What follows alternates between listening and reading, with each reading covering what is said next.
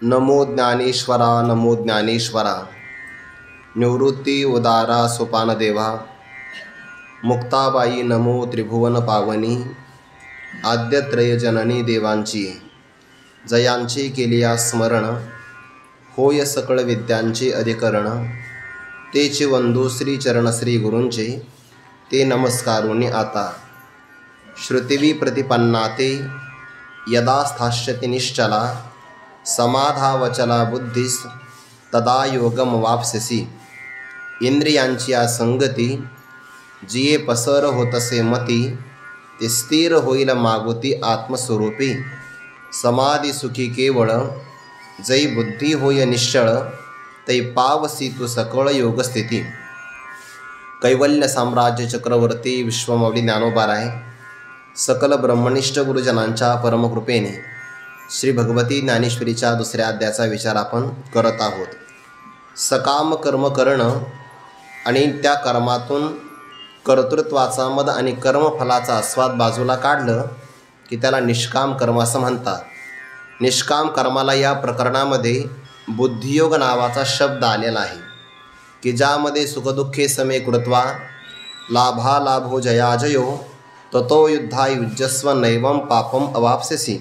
भगवान म्हणतात, अर्जुना, अंतकरणामध्ये निर्माण झालेल्या सुखदुःख नावाच्या वृत्ती, लाभ अलाभ जय अजय या सर्वांना समान मानून जर तो युद्ध नावाच्या कर्मात प्रवृत्त झाला, कोणत्याही प्रकारचं तुला पाप प्राप्त होणार नाही।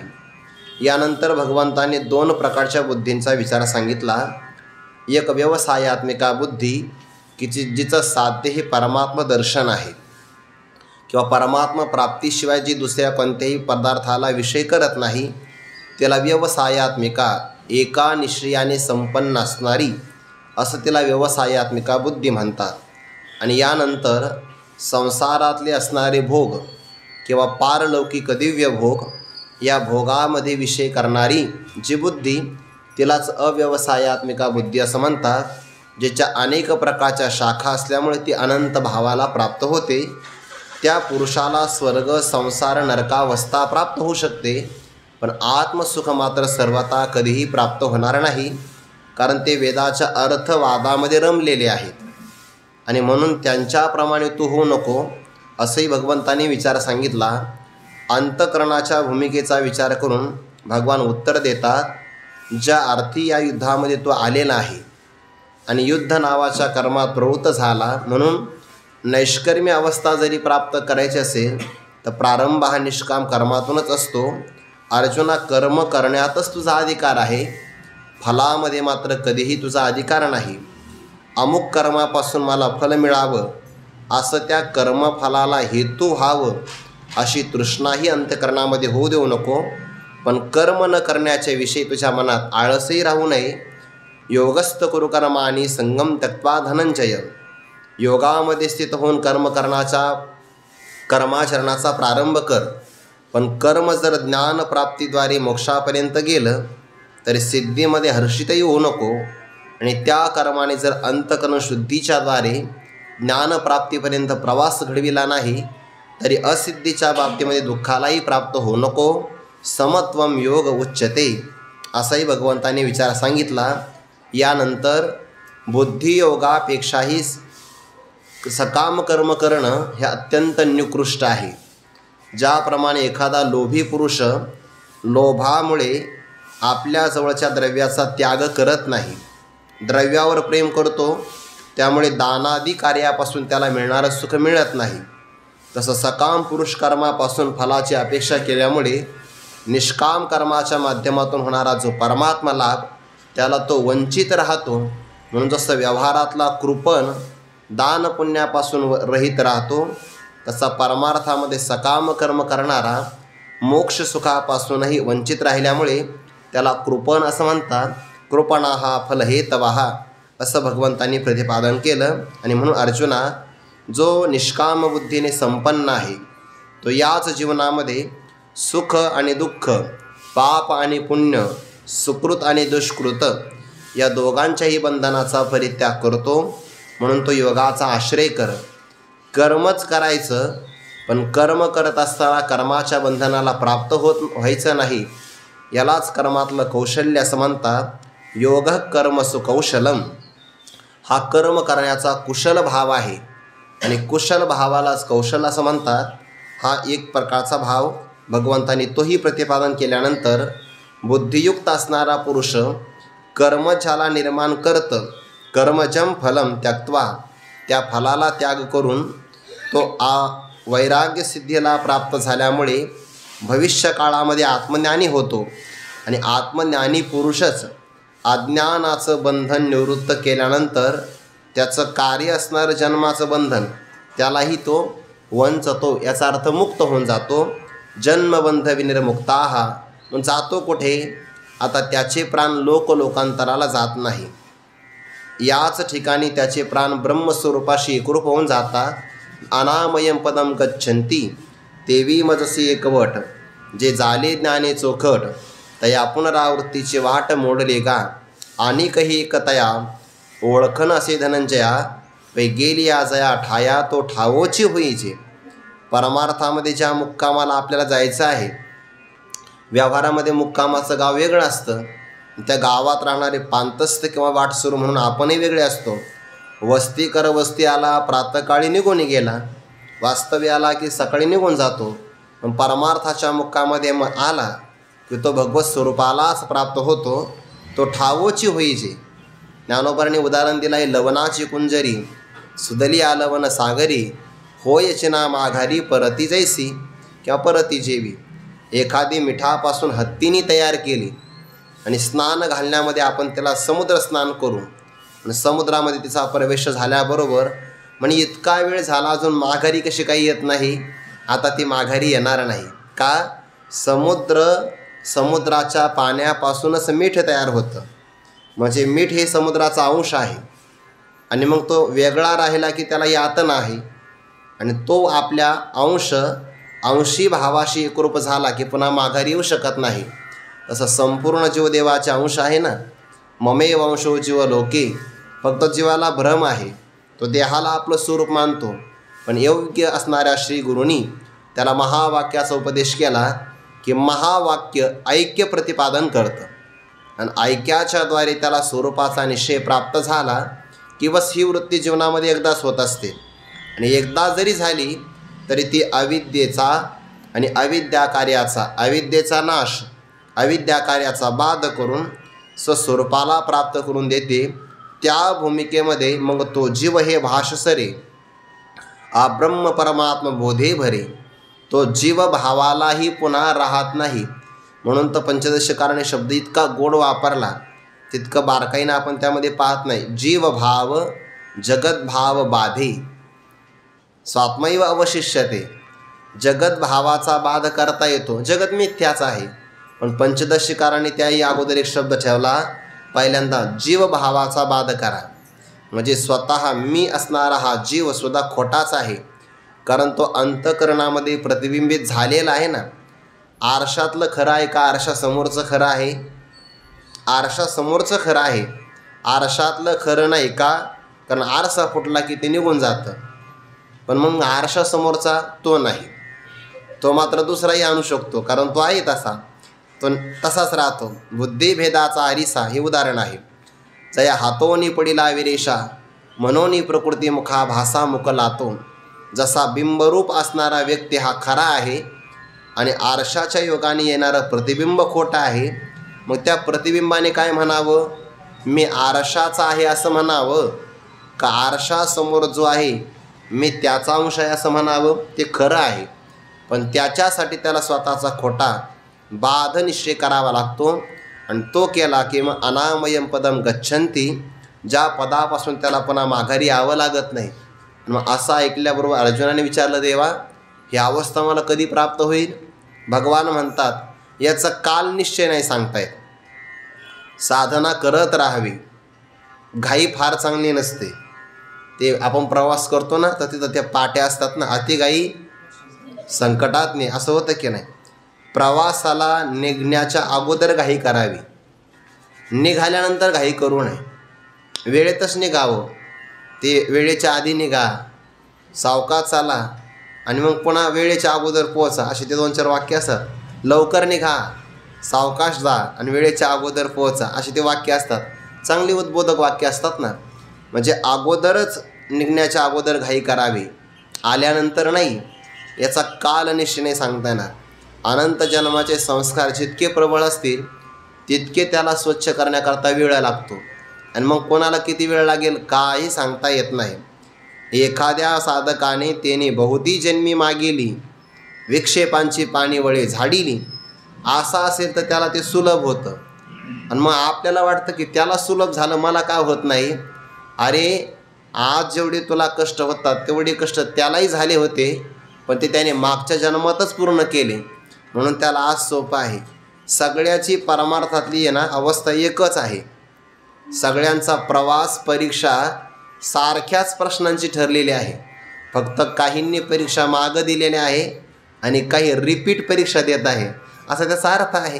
द्यावे लागतात परीक्षा, याच पद्धतीनं जावं लागतं. म्हणून यदा ते जेव्हा होईल तेव्हा होईल, कधी होईल हे नाही सांगता येणार. आपण करत राहावी, साधना करत राहावी. भगवंताला दया आली की कोणा तरी जन्माच्या शेवटी कृपाळू पोटी येईल दया, बहुनाम जन्मना म्हणते. हे साधा किती मोठं आश्वासन आहे.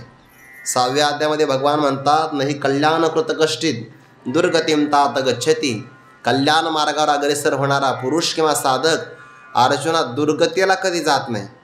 तो योग भ्रष्ट होऊन स्वर्गात जाईल पण दुर्गतीला नाही जाणार. पण तिथे गेल्यानंतर सुद्धा त्याची बुद्धी आसक्त नाही होत. हा अंतरायावचिता का उडवला भगवंता, मी माझे मंद प्रयत्न केले, आळसामुळे माझं आयुष्य निकामी झालं. तिथं गेल्यानंतर त्याला पश्चाताप होतो आणि पश्चातापेन दग्धहा, पश्चातापाच्या अग्नीनं तो शुद्धतेला प्राप्त होतो. म्हणून याचा काल निश्चय नाही. जेव्हा तुझी बुद्धी मोहाच्या दलदलीतून चांगल्या प्रकारे तरून जाईल तेव्हा अर्जुना तुला वैराग्य प्राप्त होईल.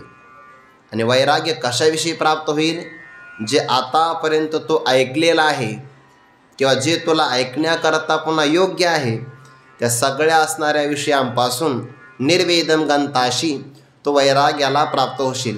या 52 क्रमांकाच्या श्लोकावर 2-3च ओव्या आहे, पण सगळ्या जीवनातलं परमार्थातलं सूत्र ज्ञानोबांनी प्रतिपादन केलेलं आहे. बरं, तू ऐसातही होशी, ते अच्युत पद प्राप्त होईल जे निरामय भरित आहे.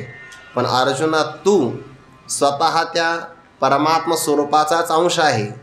पण केव्हा होशील, भगवान म्हणतात जेव्हा या मोहाचा परित्याग करशील, तदनंतर तुझ्या मनामध्ये वैराग्य स्वतःहून प्रवेश करेल. आणि मग विरक्ती वाचवणे काही ज्ञानाशित गणेचे नाही. वैराग्य असेल तर मनुष्याला ऐकलेलं पटतं, बघा कळतं. गुरुवारे बाबा सांगत असतात त्याला ते झेपतं आणि त्यानंतर त्याच्यामध्ये तो रंगून जातो आणि इतका रममाण होतो की स्वतःच्या जीवभावालाही तो विसरतो, अवशिष्ट राहतो. पण मी अवशिष्ट राहिलो हे सांगण्याकरताही तो पुन्हा अवशिष्ट राहत नाही. हा पुढचा जो भाग आहे ना, हा अव्यवहार्य आहे, तो शब्दामध्ये सांगता येत नाही. जो होऊन जाईल तो होऊन जाईल, परंतु तो शब्दामध्ये नाही ना सांगू शकत. म्हणून तो अनुभवाची जोगे नव्हे बोलायसे, ते बोलण्यासारखं नाही किंवा जे बोलण्यासारखे अनुभव असतात तसाही अनुभवाचा हा प्रकार नाही. श्री गुरु त्याला भेट देतील, महावाक्याचा उपदेश करतील. अंतर्मुख झालेल्या त्या वृत्तीमध्ये अहम ब्रह्मास्मी, गुरूंनी सांगितलं तत्वमशी. मग त्या भाग त्याग लक्षणेचा विचार करून तो वाच्यार्थामध्ये असणारा जो भाग त्याचा परित्याग करतो आणि लक्षार्थामध्ये असणारं साक्षी चैतन्याचं, म्हणजे त्याला आपण आणि कुटस्थ चैतन्य साक्षी चैतन्य म्हणतो, आणि ब्रह्मचैतन्य त्यांचं असणारं जे अखंड ऐक्य आहे त्या अखंड अर्थामध्ये त्याची वृत्ती तदाकारतेला प्राप्त होते. अहम ब्रह्मास्मी वृत्ती होणं याला ज्ञानोबा म्हणतात. मग निष्कळंक गहन उपजेल आत्मज्ञान, कारण ते आत्मस्वरूपाला जाणणारं ते ज्ञान आहे. ते आत्म्याला प्रकाशित करता असा अर्थ नाही. बरं, ते आत्मस्वरूपावर असणारं अज्ञानाचं आवरण भंग करतं, एवढ्या अर्थाने त्याच्यावर उपचार केला जातो की ती वृत्ती आत्म्याला विषय करते.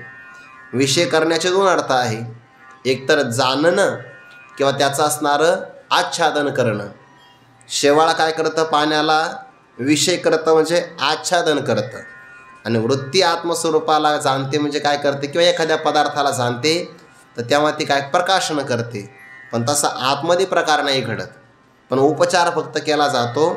मग निष्कळंक गहन ते गंभीर आहे. उपजेल आत्मज्ञान, अंतकरण वृत्तीमध्ये ते प्रगट होईल.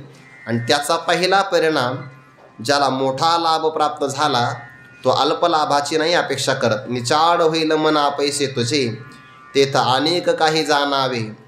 त्याला ज्ञातव्य नाही का मागील ते स्मरावे, स्मर्तव्य नाही. हे अर्जुन आघवे पारुशेल. मनुष्याचा प्रवास परमार्थाचा इतका चांगला असावा की त्याला एका भूमिकेमध्ये कर्तव्य काही नसावं, भोक्तव्यही नसावं, प्राप्तव्यही नसावं, आणि अंततोगत्वा ज्ञातव्यही नसावं. हा भाव प्राप्त झाला की बस, जेणे सांगतयाचे बोलणे खुंटे, ऐकतयाचे व्यसन तुटे. हे जानने साने मोठे उरून नेदी. आता त्याला ते ऐकावंसं बोलावंसं वाटत नाही. नानोध्यायान बहुन शब्दान वाचो विगलापनम हित. त्याला ते वाणीचे श्रम वाटतात. गुरुवारी बाबांनी एकदा सांगितलं पाठामध्ये, पण इतकं ऐकावं की त्याचा उभग यावा. ज्ञानेश्वरीमध्ये ओवी बघा, लौकिकाचा उद्वेग, शास्त्रांवरी उबग, पण शास्त्राध्ययन करून बरं. नाहीतर आपल्याला आळस असल्यामुळे अगोदरच कंटाळा येतोय, आपण सोयीस्कर घेतोय. नाही, लौकिकाचा उद्वेग, शास्त्रांवरी उबग, ओगेपणी चांगा ते बरं. त्याचं ज्ञान किती, वाचस्पतीचे नेपाडे, सर्वज्ञता तरी जोडे. ही त्याची ज्ञानाची भूमिका आहे, पण दाखवत नाही. वेडीवी माझी दडे महिमे भेने, असा तो अर्थ. म्हणून त्याला उद्वेग किंवा उबग येतो आहे. हे अर्जुना सगळं बंद पडेल. मग आता वैराग्य प्राप्त झाला आहे, निर्वेदम गंताशी. वैराग्यजनित मला बुद्धी प्राप्त झाली, तर आत्मस्वरूप स्थिती मला कधी प्राप्त होईल. हे दोन्ही श्लोक आहे ना, याचं युग्म आहे. कारण यदा यदा शब्द दोन्ही पण ठिकाणी आला आहे. मग भगवान पुढे सांगतात, श्रुतिवी प्रतिपन्ना ते यदा स्थाश्यति निश्चला, समाधौ अचला बुद्धी तदा योगम अवाप्स्यसि. आता इथे येणारा जो योग शब्द आहे ना, पाठीमागे आलेला योग शब्द हा साधन या अर्थाने आला आहे. निष्काम कर्मयोग साधन आहे. आणि या श्लोकामध्ये आलेला योग शब्द हा परमात्म स्वरूपाशी योग या अर्थाने. तुला संपूर्ण योग प्राप्त होईल. आणि संपूर्ण योग कोणता आहे, परमात्म स्वरूप. आघवेची योग जया ठाया येती मार्ग, असा 18व्या अध्यायामध्ये म्हटलेला आहे. जगातले संपूर्ण योग तिथपर्यंत घेऊन जाणारे साधन आहे.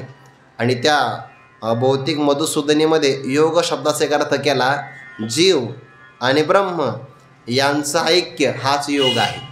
आणि या योगाला तू प्राप्त होशील म्हणजे जीव रूपाने राहणार नाही, ब्रह्मस्वरूपाला. पण कधी, श्रुतिवी प्रतिपन्ना ते बुद्धीही, ते नाम तुझी बुद्धी कशी आहे, अनेक श्रुती विप्रतिपन्ना. श्रुती म्हणजे ऐकलेलं आहे, आणि जास्त प्रमाणामध्ये ऐकलं. काय ऐकलं, अनेक प्रकारची साधनं ऐकली, त्या साधनातून मिळणारी अनेक प्रकारची साध्य फलं ऐकली. आणि ती ऐकल्यामुळे तुझी असणारी बुद्धी, एका ज्ञानेश्वरीमध्ये एक अर्थ असा ठेवला आहे, तिथं तुझी बुद्धी अशी गांगरलेली आहे, असा शब्द त्याने विप्रतिपन्ना. हा त्याला मतमतांतर म्हणतात. आपला मराठीतला शब्द जवळचा दिला म्हणजे लक्षात येतो की नाही. म्हणजे अनेक प्रकारची साधनं, हे आपलं चिंतन आहे बरं जीवनाचं. अनेक प्रकारची साधनं, अनेक प्रकारची साध्य फलं ऐकल्यामुळे मनुष्याची बुद्धी चंचल होऊन जाते. पण अर्जुना, जेव्हा तुझी बुद्धी निश्चला, समाधो निश्चला अचला स्थाश्यति, 2 शब्द वापरले इथे. ज्याच्यामध्ये समाहित केलं जातं अंतकरण, त्याला म्हणतात समाधी. आणि या व्युत्पत्तीनुसार अर्थ केला तर मनुष्याचं मन कुठं समाहित केलं जातं, आपल्या आत्मस्वरूपाशी. म्हणून समाधो शब्दाचा अर्थ केला आहे परमात्म स्वरूप. आपलं मन त्या ठिकाणी ठेवलं जातं. अनुभव आपल्याला तसा येतो बघा. समाधीचा अनुभव कायम नाही येत, पण आपलं मन आत्मस्वरूपामध्ये ठेवलं जातं याचा अनुभव येतो आपल्याला. जागृती आणि स्वप्नामध्ये आपण व्यवहार करतो, आणि सुषुप्ती अवस्थेमध्ये काय होतं, आपलं अंतःकरण आपल्या आत्मस्वरूपाच्या अविद्येच्या ठिकाणी लयाला जातं. म्हणून मनुष्याला गाढ झोप लागते. आणि योगी पुरुषाचा वास्तविक अंतःकरण सहित असणारी अविद्या आत्मस्वरूपाच्या आश्रयालाच तिथं येते आहे. मग जिथे मन आश्रयाला येतं त्याला समाधी म्हणतात. समाधी शब्दाचा एक अर्थ होतो आत्मस्वरूप. मग तिथे योगी पुरुषाच्या जीवनामध्ये आता अज्ञान नाही आहे, त्याचा अंतःकरण आत्मस्वरूपाशी लयाला गेला आहे किंवा एकरूपतेला प्राप्त झाला आहे, म्हणून त्याला समाधी म्हणतात. ज्या काळामध्ये अनेक प्रकारची मतमतांतर ऐकल्यानंतर तुझी बुद्धी अनेक भावाला प्राप्त झालेली आपल्या आत्मस्वरूपाच्या ठिकाणी निश्चल आणि अचल होऊन स्थिर राहील, तेव्हा योगम अवावशशी, तेव्हा तुला जीव आणि ब्रह्म यांचं ऐक्य या महान योगाचा लाभ प्राप्त होईल. यदा हे जेव्हा घडेल, तदा म्हणजे तेव्हा, पण हे कधी घडेल हे नाही सांगता येणार. जेव्हा होईल तेव्हा होईल. आता दोन पद यामध्ये खूप गोड आले, निश्चला आणि अचला. याचे पुन्हा दोन दोन प्रकाराने अर्थ केला आहे. त्या निश्चला पदाचा अर्थ केला आहे जागृती आणि स्वप्न हा विक्षेप आहे, विक्षेप. आणि त्यानंतर सुषुप्ती, मूर्छा, स्तब्धी भाव याचं लयरूप हे चलन आहे. ते चलन निघून गेलं की त्याला अचल बुद्धी म्हणतात. आणि जागृती स्वप्नाचा भाव निघून गेला विक्षेप की त्याला निश्चल बुद्धी असं म्हणतात. हा एक अर्थ आहे. आणि दुसरा एक अर्थ असा केला आहे, निश्चल बुद्धी कशाला म्हणतात, ज्यामध्ये असंभावना आणि विपरीत भावना या दोन्ही निघून गेल्या आहे.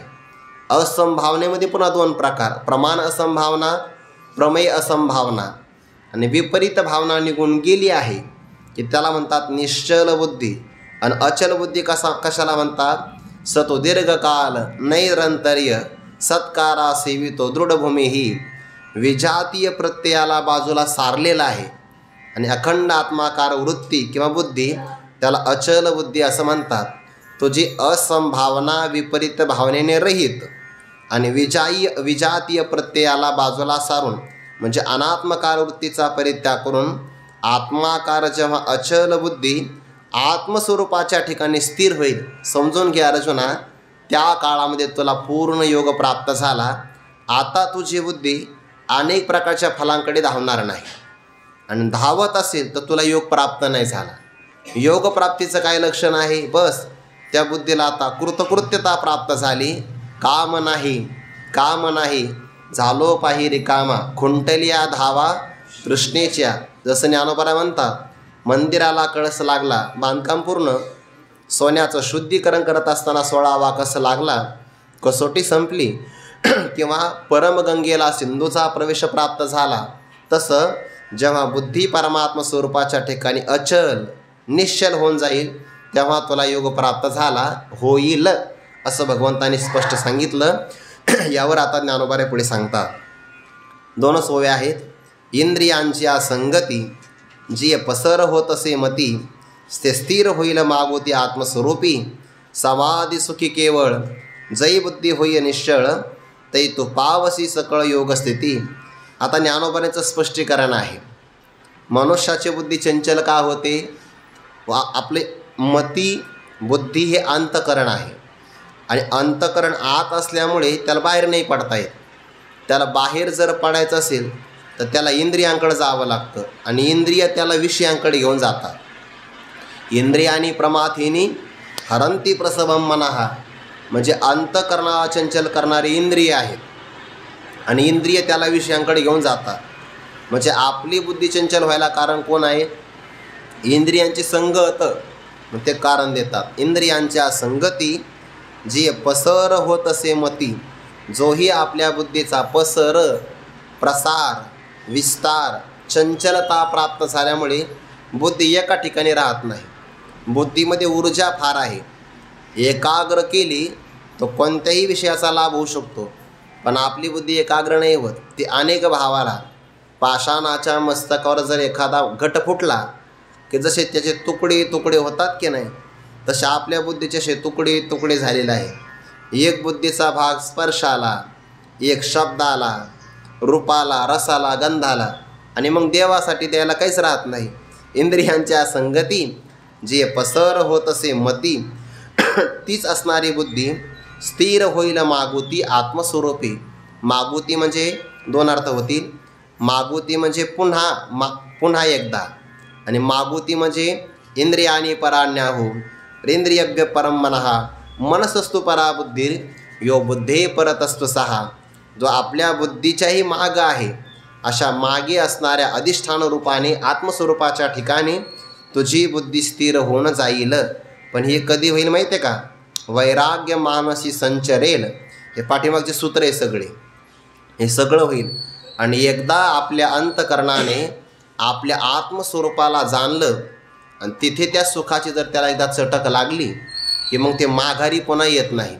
ज्ञानोबा म्हणतात, मग जे का निमिख देखेल माझे सुख ते तुले अरोचक विषयी घेईल. हे मागे प्राप्त होऊ शकतं. मागे आहे तो विचार.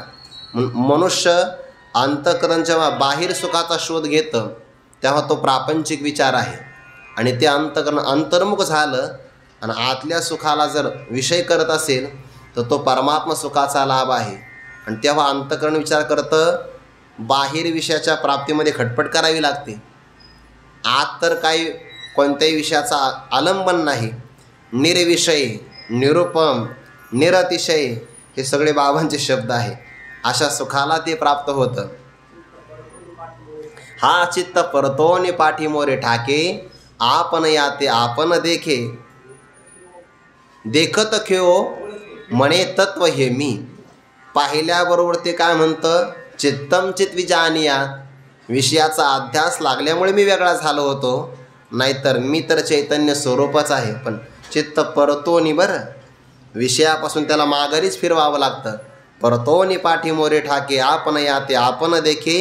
आणि पाहिल्याबरोबर मग त्याचा निश्चय होतो, अरे मी देह नाही, मी स्थूल सूक्ष्म कारण नाही, अन्नमय प्राणमय मनोमय. मनच विचार करते, मन हे नाही, विज्ञानमय नाही, आनंदमय कोश नाही, मी या सर्वांचं प्रकाशन करणारा स्वस्वरूपाने अवशिष्ट आहे. असं ते आतल्या आत विचार करतं. देखत खेवो, पाहिल्याबरोबर म्हणतं अरे हे तत्व मीच आहे.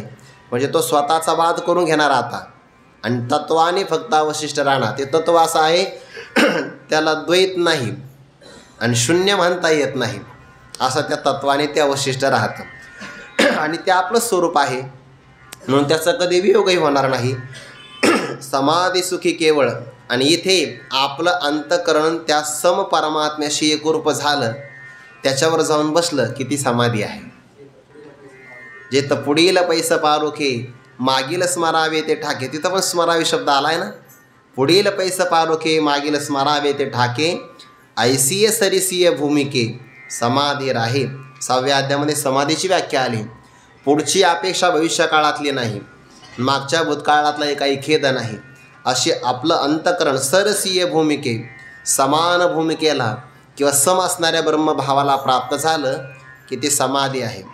आपण खरं तर समाधीचा अनुभव घेतोय, फक्त अज्ञानाचा एक पातळ पडदा आहे सुषुप्ती अवस्थेमध्ये, नाहीतर समाधीच आहे. तिथल्या आनंदाचा साचची पुढती विरा जरी न येता स्वप्न जागरा तरी ब्रह्मभाव साचो कारा म्हणू येता. पण तो प्रारब्धामुळे जागृतीला स्वप्नाला येतो म्हणून त्याला ब्रह्मभाव म्हणत नाही, पण खरा तो ब्रह्मभावच आहे. अशा केवळ समाधी सुखामध्ये, बरं याच्यामध्ये या सुखामध्ये कोणत्याही प्रकारचं विषयाचं कालुष्य नाही, कलुषित भाव नाही किंवा चंचलता नसल्यामुळे केवळ समाधी सुख, शुद्ध समाधी सुख आहे ते. आणि त्या समाधी सुखामध्ये सप्तमी अधिकरण आहे. समाधी सुखी केवळ जै म्हणजे जेव्हा बुद्धी होई निश्चळ, जेव्हा आपली बुद्धी निश्चल चलनरहित होऊन जाईल. चलन शब्दाचा अर्थ होतो विकार, निर्विकार होऊन राहील. किंवा बुद्धी ज्ञानोबा म्हणतात तर बुद्धी आत्मया मिळे एकांती प्रिया जैसी. सर्वेंद्रियांच्या वृत्ती घेऊन आपल्या हाती बुद्धी आत्मया मिळे एकांती प्रिया जैसी. ज्याप्रमाणे दाम्पत्य जीवनामध्ये पतीशी ती पतिव्रता माऊली एकरूप होऊन जाते, तसे सर्व इंद्रियांच्या वृत्ती आपल्या हातामध्ये घेऊन बुद्धिनिश्चय आत्मज्ञान ब्रह्मरूप भावी आपण ब्रह्मनिष्ठा राखे पुन्हा तत्परायण हरनिशी ती बुद्धी परमात्मा स्वरूपाशी एकरूप होऊन जाते. सांडोनी कुळे दोन्ही प्रियासे अनुसरे कामेनी द्वंद्व त्यागे स्वचिंतनी पडली तैशी, हे बुद्धीचं वर्णन आहे. म्हणून मनुष्याने, आणि ही सद्बुद्धी, बरं दुर्लभ हे सद्बुद्धी, कारण ती परमात्म स्वरूपाला विषय करणारी आहे. अशी जेव्हा बुद्धी अर्जुना तुझे निश्चळ होईल ना, तै तेव्हा पावशी तू सकळ योगस्थिती. सकळ म्हणजे संपूर्ण जीव ब्रह्म ऐक्याने ज्याचं प्रतिपादन केलं आहे, अशा परमात्म स्वरूपाशी तुझा योग होईल आणि ही योगस्थिती तुला पूर्ण रूपाने प्राप्त होईल. प्रारब्ध अवशिष्ट राहिलं की तुला जीवनमुक्त म्हणता येईल. आणि या काळामध्ये प्रारब्ध संपलं की विदेहमुक्तीचा तो अधिकारी आहे, पण हे तेव्हा प्राप्त होईल. 5च वय आहे ना, तो ऐसा तै होशी. पण या 5 वयामध्ये संपूर्ण जीवनाचा प्रवास ज्ञानोबाने आपल्यासमोर उलगडून सांगितला. मग आता योगस्थिती प्राप्त झाली, पावशी म्हणजे तुला प्राप्त होईल. पण ज्या अर्थी भगवंतांनी या संपूर्ण योगस्थितीचं म्हणजे ही स्वरूपस्थितीच आहे, हिचं वर्णन केल्यानंतर अर्जुनाला अवसर मिळाला. आणि मोठी जी माणसं असतात ना, ती संधी वाया जाऊ देत नाही. मला ही योगस्थिती कधी ना कधीतरी प्राप्त होणार आहे यदा तदा. पण असा परमार्थामध्ये कोणीतरी पुरुष असेल ना की ज्याला ही योगस्थिती अगोदर प्राप्त झालेली आहे, मग ती योगस्थिती प्राप्त झालेल्या महापुरुषाची लक्षणं काय आहे. भगवंताला अर्जुनाच्या मनातला एक भाव असा आहे की असा कोणीतरी महात्मा असेल की जो आदर्श ठेवून मला वाटचाल करावी लागेल, किंवा त्यातली काही लक्षणं माझ्या ठिकाणी आली की नाही हे तर मला पाहावं लागेल. म्हणून प्रयोग करायचा आहे, निरीक्षण आणि परीक्षण. या लक्षणांची आणि जे सारा मी अपाडे की रापुरा परी तुमचे बोले अवधारा. थोरावे जरी जी तुम्ही चित्त द्याल तरी ब्रह्म मिया होईजेल. काय झाल्या अभ्यासी जेल सांगाल जे. खूप मजा आहे ज्ञानेश्वरीमध्ये, खूपच आहे, फक्त घेता आली पाहिजे. यासाठी आपण ज्ञानोबाला प्रार्थना केली पाहिजे. आणि खरं आहे, काही ना काही ग्रंथाची प्रामाणिक सेवा केली पाहिजे शुद्ध अंतकरणाने. पण ते पारायण असेल, वाचिक सेवा असेल, हे अक्षरांना आपण झटलं पाहिजे फार चांगल्याप्रमाणे. आणि हे अक्षर फार करुणा करणारे अक्षर आहे. फक्त ते लक्षात आलं तर मग ग्रंथोपजीवी त्याला म्हणतात. जेव्हा होईल तेव्हा पण करत राहिलं पाहिजे. अवसर मिळाला अर्जुनाला, लगेच देवाला प्रश्न विचारला. अर्जुन उवाच स्थितप्रज्ञस्य का भाषा समाधिस्तस्य केशव स्थित हि किं प्रभाषेत किमासीत व्रजेत किम. या प्रश्नाचे उत्तर आहे ना, ही सिद्ध महापुरुषाचे लक्षण आहे. आणि सिद्धस्य लक्षणाने साधकस्य साधनानी भवंती. अहो श्री गुरु ते जैपसावे ते येणे माने सावध व्हावे. हे एकची जाणे आघवे सव्यसाची. श्री गुरूंना प्रश्नही विचारण्याची एक प्रकारची कौशल्य हातवटी असते. बरं, प्रश्न असतात रस्त्याने चालता चालता नाही विचारायचा, त्यांनाही वेळ पाहिजे ना. नाही तर त्यांचं विमान आलेलं आहे आणि माऊ थांबा थांबा मला प्रश्न, जाईल ना गाडी सुटून, त्यांची विमान सुटून जाईल, असं नाही. ते निवांत मग अपेक्षित आपुले ते सांगतील पुशिले. पण देवाला प्रश्न विचारला, हे केशव. आता इथं 2 प्रकारची सिद्ध प्रज्ञा आली आहे. एक कायम समाधीमध्ये राहणारा आणि एक व्युत्थान चित्त म्हणजे व्यवहारामध्ये आलेला. दोन्ही महापुरुषांच्या स्वरूपामध्ये फरक नाही आहे. फक्त एक महापुरुषाची वृत्ती कायम समाधीमध्ये अखंड आणि एक महापुरुष जगाचा विक्षेप स्वीकारतो आहे आणि अनेक साधकाला याचा उपदेश करतो आहे. म्हणून 2 वापरले. हे केशव समाधिस्थ स्थितप्रज्ञस्य का भाषा. जो कायम परमात्म स्वरूपाशी एकरूप होऊन राहणारा समाधी अवस्थेला प्राप्त झाला स्थितप्रज्ञ, ज्याची प्रज्ञा परमात्म स्वरूपामध्ये स्थिर झालेली आहे, आता ती परत माघारी येत नाही, तर त्या स्थितप्रज्ञाचं का भाषा, त्याची भाषा लक्षण काय आहे, किंवा व्यवहारामध्ये लोक त्याला कशा प्रकारे त्याचं वर्णन करतात, कशा प्रकारे त्या संबंधाने बोलतात, ती लक्षणं आम्हाला सांगा. आणि दुसरा व्यवहार करणारा स्थितधीही किं प्रभाषेत.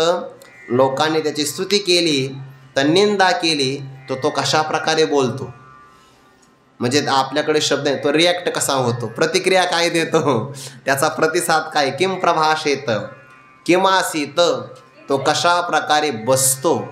बसण्यामध्ये आपण मांडी घालतो की नाही, मांडी घालण्यामध्ये आपल्या पायांचा हाताचा विस्तार असतो, तो आपण संकुचित करतो. तसा हा किमाशीत आपल्या इंद्रियांचा निग्रह कसा करतो. आणि व्रजेत किम, तो चालतो कसा, चालण्यामध्ये आपले हातपाय मोकळे असतात, इथं चालणं म्हणजे व्यवहार करतो कसा.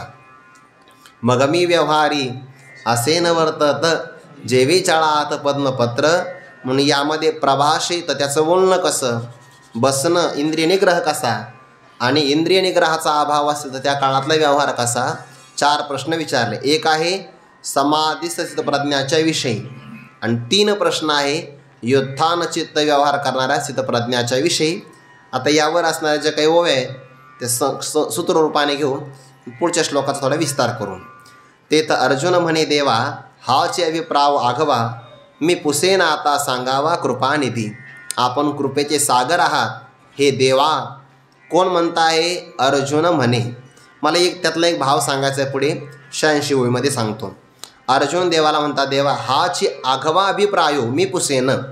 संपूर्ण तात्पर्य किंवा अभिप्राय मी तुम्हाला विचारणार आहे, कारण आता आपण ज्याचं वर्णन केलं आहे अशा वर्णनाने संपन्न असणारा एखादा व्यक्ती तर पाहावा लागेल ना, कारण त्याची लक्षणं सांगितली की मग ती स्पष्ट कळतात. वसंताचे रिगवणे झाडाचे निसाजेपणे, जाणीजे तेवी करणे सांगती ज्ञान. म्हणून हा अभिप्राय मी तुम्हाला आघवा पुसेन पूर्ण तुम्हाला विचारणार आहे. हे कृपानिधी सांगावा बरं, आपण सांगावा. यावर भगवंताचं उत्तर बघा कसं आहे. मग अच्युत म्हणे सुखे, जे किरटी तुझ निके ते पुसपा उन्मेखे मनाचेनी. मग अच्युत, अच्युत म्हणजे काय? रणांगणावर असतानाही जो रथावरून पडत नाही, खाली च्युत होत नाही, किंवा रणांगणाच्या बिकट प्रसंगामध्ये सुद्धा जो अर्जुनाला सांगत असताना ज्याच्या मनात क्षोभ होत नाही किंवा विकार प्राप्त होत नाही, कितीही तो विचार, आणि जो कंटाळत नाही. अच्युत म्हणे सुखे, आनंदाने देव म्हणतात आपल्या प्रश्नाचा विचारल्यानंतर वक्त्याला आनंद झाला पाहिजे असा प्रश्न विचारावा. आता ते आहे परमार्थातले आणि आपण त्यांना विचारतो व्यवहारातलं, कसं काय मिळ बसेल? वक्त्याला आनंद होईल असा प्रश्न विचारला पाहिजे. अच्युत म्हणे सुखी किरटी, जे तुझं निके, जे तुला चांगलं वाटतं ना, इतकी प्रसन्नता आहे बरं देवाची. वास्तविक हा परमात्मा आपल्या वडिलांना सांगत नाही, मातेला, देवकीला, वसुदेवाला, बंधुबळी भद्राला, लक्ष्मी मातेलाही सांगत नाही. सनकादिकांना परमात्मा बोलला पण हंसरूपामध्ये येऊन बोलला. त्यांच्या आशा तेवढ्या नाही पूर्ण झाल्या जेवढ्या अर्जुनाच्या पूर्ण झाल्या. बहुतेक देवालाही असं वाटतं अर्जुनाने विचारतच राहावं आणि आपणही प्रवचन करतच राहावं. जे तुझं निके ते पुसपा, ते तुला मला विचार, पण कसं विचार? मनाचे उन्मेखे, उन्मेख म्हणजे समाधान, संतोष किंवा मनाच्या ज्ञानाने विचार. आता भगवान असं का बरं प्रसन्न होऊन म्हटले असं अर्जुनाला की जे तुला वाटतं ते मोकळ्या मनाने विचार? त्याचं कारण तो अर्जुन आहे, त्याच्या मनात गाठ नाही आहे. आणि ज्याच्या मनात कधी कधी काही लोक आहे ना वक्त्याला विचारतात पण जिज्ञासा नसते, त्यांना वक्त्यावर वजन टाकायचं असतं म्हणून ते विचारतात. असं व्यवहारामध्ये घडतं. पण अर्जुनाचा भाव देवाला माहिती हा सरळ मनाचा आहे, सुमन आणि शुद्ध मते. म्हणून अर्जुना मोकळ्या मनाने तुला जे विचारायचं ते विचार, मी सांगायला तयार आहे. इतका जर संवादाचा नातं जर असेल ना, यातून जो संवाद बाहेर पडतो तो संवाद परमोत्कर्षाचा असतो आणि आनंद प्रदान. म्हणजे एकतर श्रोत्यांनी जिज्ञासापूर्वक विचारावं आणि वक्त्याने प्रसन्न मनाने सांगावं, मोकळ्या मनाने. हा संवाद दुर्लभ असतो. रणांगणामध्ये जरी असेल तरी आनंद देणारा असतो. आम्हात वाडी कोडी अखंड बोलो आवडी, अरे काय किचन चोडी पुसते. अरे अर्जुन, आम्हालाही वाटतं ना कायम बोलत राहावं, अखंड हरिनाम आपला सप्ताह आहे, अखंड बोला आवडे, पण विचारणारच कोणी भेटत नाही. संवादाचे निमिषे अव्यवहार वस्तू असे, तेचे भोगी जे का जैसे दर्पणी रूप. आरसा समोर करून जसं आपण आपलं रूप भोगावं तसं या संवादाच्या रूपाने आपणच आपल्या आत्मसुखाचा आनंद घेतोय. म्हणून देव विचारायचं सांगतात ना, त्याचं तात्पर्य अर्जुन, अरे तू काय विचारणार आहे? तो विचारण्याच्या निमित्ताने मी माझं सुख भोगतो आहे म्हणून तुम्हाला आनंदाने विचारत राहा. तुझं आरिसयासी आरसा ओटोनी दाविल्या जैसा, देखना अतिशय तैसा भोगना ती. एखादा आरसा उठावा आणि आरशाच्या समोर आरशाला दाखवावा, तसा हा देखना अतिशय प्रसंग आहे. या बोला पार्थे म्हणितले सांगपा श्रीकृष्णाते, काय म्हणी पिसित प्रज्ञाते ओळखो केवी. देवाची प्रतिक्रिया आल्यानंतर पार्थे या बोला म्हणितले, कारण समोरच्या व्यक्तीने आपल्याला विचारण्यासाठी परवानगी पण दिली पाहिजे. परवानगी मिळाल्याबरोबर म्हणितले श्रीकृष्णाते. आता इथे एक शब्द श्रीकृष्णाते असा एक घेतला तरी चालेल, पण श्रीकृष्णा ते सांग पा, संबोधन घ्यावं लागेल. ते सांग. काय सांग? स्थितप्रज्ञा ते काय म्हणे पे, तो केवी ओळखे ते सांगे. स्थितप्रज्ञाला काय म्हटलं जातं? म्हणजे व्यवहारामध्ये ज्याची प्रज्ञा परमात्म स्वरूपामध्ये स्थिर झाली आहे त्याला स्थितप्रज्ञच म्हटलं जातं की अन्य काही म्हटलं जातं? लोकव्यवहारामध्ये सामान्य लोक तर त्याला सामान्यच म्हणतात. सामान्यत्वे पाहिजे तरी साधारणच देखीचे, पण तुम्ही त्यांना काय म्हणता? किंवा स्थितप्रज्ञ हा पुरुष आहे असं केव्हा म्हटलं जातं? ओळखो केवी, मी त्याला कसं ओळखावं?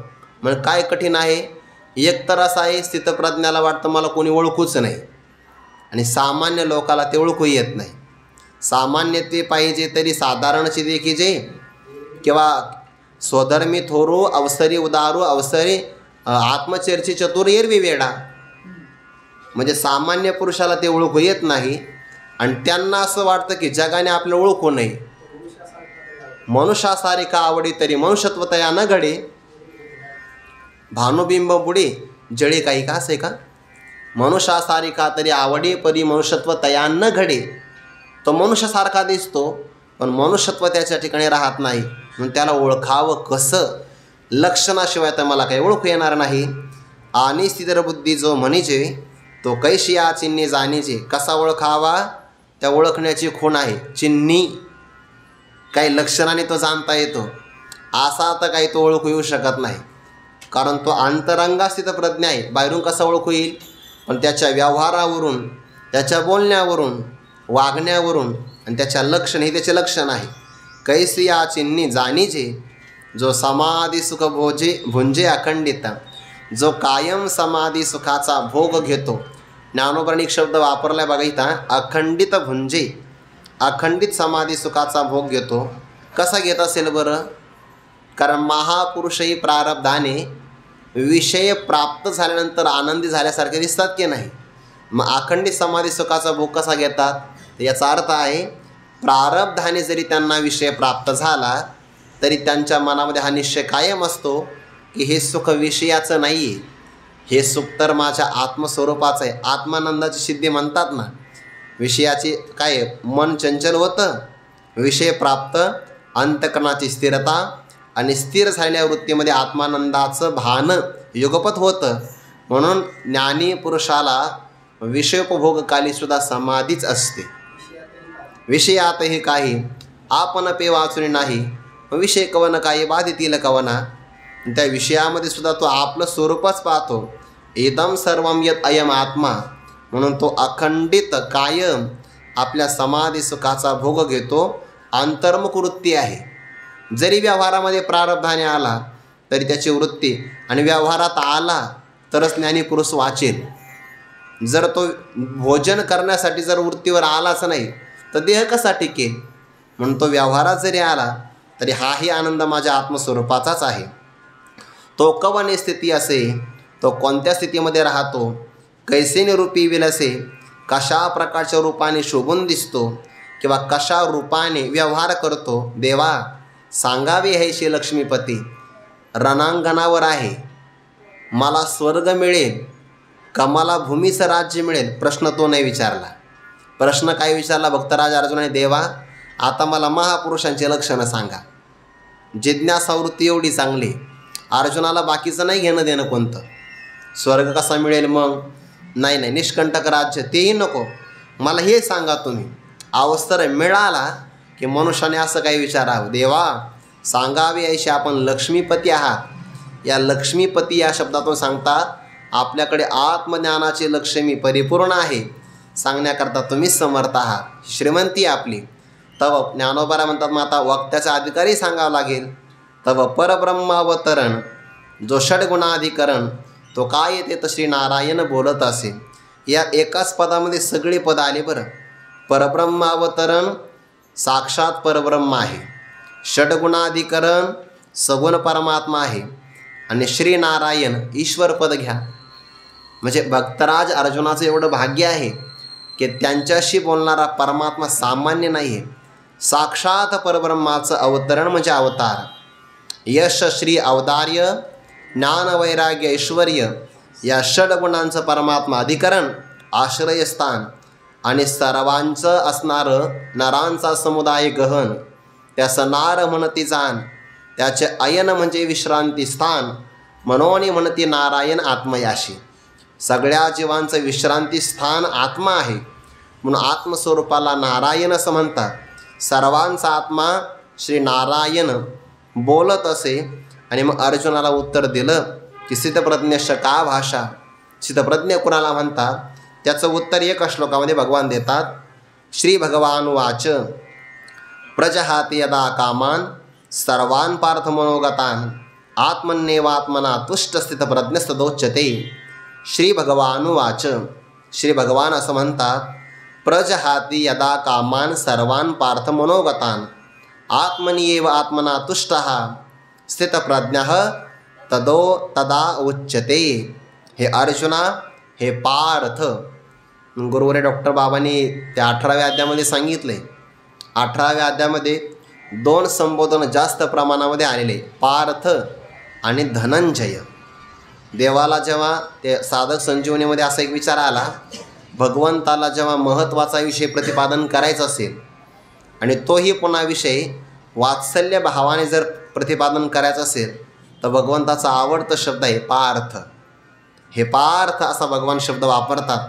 ऐक म्हणे आता, यदा ज्या काळामध्ये हा महात्मा सर्वान मनोगतान कामान प्रजहाती, आपल्या अंतकरणामध्ये वसत असणाऱ्या सगळ्या प्रकारच्या कामना, इच्छा, वासना प्रजहाती प्रकर्षेनच्या हाती नष्ट करतो किंवा जाळून टाकतो, सोडून देतो, एकही इच्छा धारण करत नाही. यावर मधुसूदन सरस्वती असं म्हणतात, हे ज्या आपल्याला कामना निर्माण होतात ना, इदम्य स्यात् इति इच्छा कामशब्दितः, किंवा अप्राप्त वस्तूच्या प्राप्तीची आकांक्षा, त्याला काम असं म्हणतात. आणि तो काम कुठं असतो, मनोगतान. याचा अर्थ कामना हा अनात्म धर्म आहे आणि म्हणून तो टाकण्याकरता सोपा आहे. मनी जोडे काम सदैव जैसा, असं त्या सुगंधाच्या बाबतीमध्ये तसा विचार आलेला आहे की सदैव मनुष्याच्या मनात काम विद्यमान असतो. तो मनोगतान आहे, म्हणजे काय आहे, अनात्म धर्म आहे. आणि म्हणून अर्जुना, अनात्म धर्म असल्यामुळे सोडण्याकरता फार सोपा आहे. जर काम हा आपला आत्मस्वरूपाचा धर्म असता किंवा स्वरूप असतं, सोडता नसता आला. उष्णता हा अग्नीचा काय आहे, धर्म आहे. तो अग्नीला सोडून कधी जाऊ शकत नाही. तसं काम जर आपलं आत्मस्वरूपाचं स्वरूपच असतं तर सोडता आला नसता. म्हणून शब्द वापरला मनोगतान. मनोगतान पण सर्वान कामान, बरं, बाह्यही आणि आंतरिकही, किंवा इहलोकातला काम, पारलौकिक दिव्य भोगाचाही काम ज्या काळामध्ये सोडून देतो, अनिष्ट निवृत्ती सांगितली. आणि पुन्हा आत्मनी एव आत्मना तुष्टः, तो आपल्या आत्मस्वरूपामध्येच, आत्मस्वरूपाच्या द्वारेच संतुष्ट झालेला आहे, तेव्हा त्या पुरुषाला स्थितप्रज्ञ असं म्हटलं जातं. तदा स्थितप्रज्ञ उच्यते. अर्थ कसा करायचा, यो वै भूमातत् सुखम नाल्पी सुखम असते. आपलं जे स्वरूप आहे ना, याचा देशाने, कालाने, वस्तूने अंत नाही होत. ते व्यापक आहे. आणि जे स्वरूप व्यापक असतं ते सुखरूप असतं. यो वै भूमातत् सुखम, विषयामध्ये सुखच नाही. म्हणून आत्मनी म्हणजे तो आपल्या आत्मस्वरूपाच्या ठिकाणी. पण कशाने रममान होतो आहे, विषयात रममान होत नाही. जर विषयेषु म्हटलं असतं तर ते आपल्या आनंदासाठी त्याने विषयाचं आलंबन केलं असतं. पण विषयाचं आलंबन नाही करत, तो आपल्या आत्मस्वरूपामध्येच रममान होतो. आणि आत्म हे सच्चित आनंद स्वरूप आहे. मग आता त्या आत्मस्वरूपाच्या ठिकाणचा आनंद घ्यायचा असेल तर कशाने घेईल तो, आत्मना. हा दुसरा जो शब्द आहे ना, आत्मना, हा अंतकरणाचा वाचक आहे. आणि पहिला आत्मनी शब्द हा आपल्या स्वरूपभूत असणाऱ्या आत्म्याचा वाचक आहे. स्वरूपभूत असणाऱ्या आपल्या आत्मस्वरूपाच्या ठिकाणी शुद्ध अंतकरणाच्या द्वारे, अंतर्मुख झालेल्या वृत्तीच्या द्वारे जेव्हा तो माघारी येतो, वृत्ती माघारी फिरते तेव्हा त्या शुद्ध अंतर्मुख वृत्तीच्या द्वारे आत्मानंदाचं भान झालं आहे आणि त्यामध्ये तो संतुष्ट होतो आहे.